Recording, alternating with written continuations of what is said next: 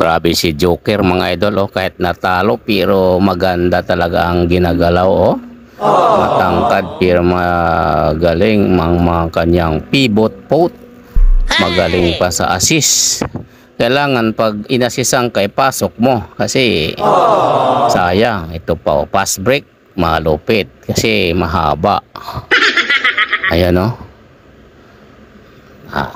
Natalo sila sa Cleveland pero napaka lupit ng kanyang galawan mga idol, oh. I-attract niya tapos papasa sa kick out sa labas, pasok. Nahiya ka talagang imintis yung magandang pasa ni Joker. Yan, oh.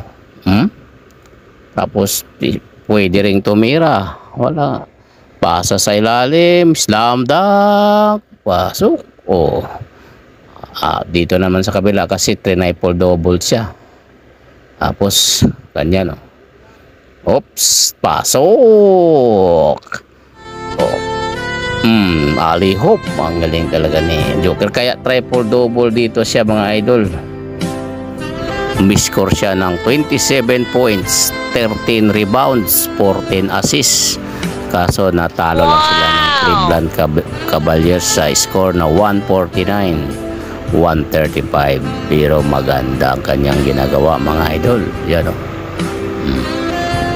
Assists, rebounds, pass break, kanya na lahat.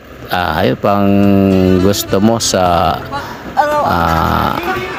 isang two-time MVP sa NBA, si Nikola Jokic. Pasa sa ilalim, pasok, may kaubang pang foul, pinilit sa ilalim, pasok. Dito naman sa kabila, pasok din, pass break, pasa sa 3 points, pasok. Dito naman, in-attack sa ilalim, pinasa sa pasok pa rin. Joker ayaw, pinuwersa, pasok. Slam dunk. Dito. Pinipilit sa ilalim, pinasa sa labas at tiniram, pasok. Mga idol. Grabe ang labanan. Ali Hope, magaling talaga. Parang may mata sa likod si Joker mga idol. Yan.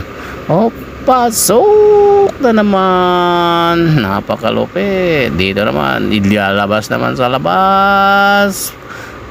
Wow, dito naman pass pick, pasok.